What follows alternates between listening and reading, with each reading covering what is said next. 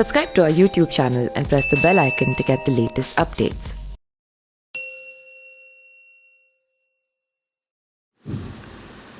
भाजपा का दामन थामने के बाद यूपी के बाहुबली विनीत सिंह ने धनबाद कोयलांचल में दस्तक दी है। धनबाद की धरती पर उनके कदम पड़ने भर से कोयले के धंधे को नियंत्रित करने वाले यूपी, बिहार और झारखंड के तमाम बाहुबली सख्ते में आ गए थे। कोयले की मंडियों में हलचल मच गई थी।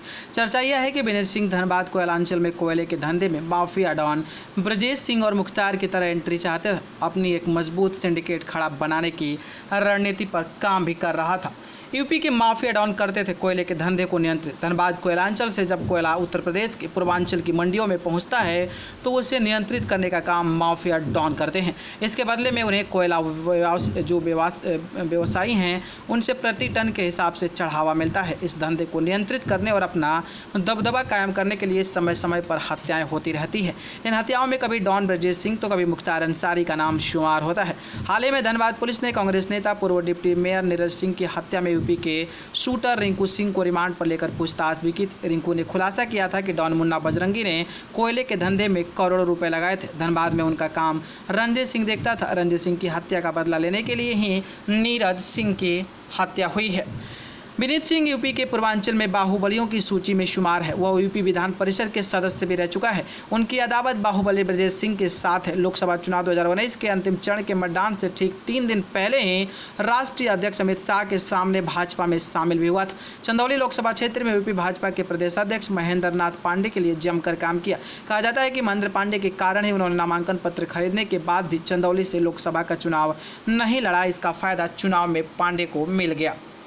विनीत सिंह कुछ दिन पहले जो है भाजपा किसान मोर्चा के राष्ट्रीय कार्य समिति सदस्य विनीत सिंह के भतीजे की बर्थडे पार्टी में शरीक होने के लिए लाव लश्कर के साथ मेंथन भी पहुंचा था। उन्होंने धनबाद के एक होटल में रात्रि विश्राम भी किया था। यहाँ पर उनका कोयलांचल के कई बड़े कोयले के कारोबारियों के साथ मिलना जुलना भी हुआ था। इसे लेकर हलचल है कि दरअसल विनीत सिंह पहले से ही लोहा और कोयले के धंधे में शामिल।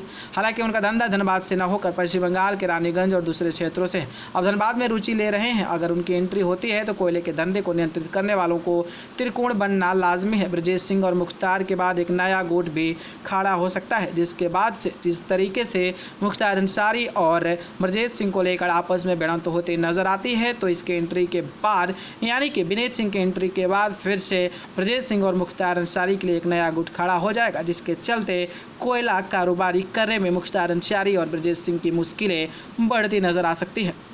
न्यूज़ रूम से न्यूज़ लाइव की रिपोर्ट।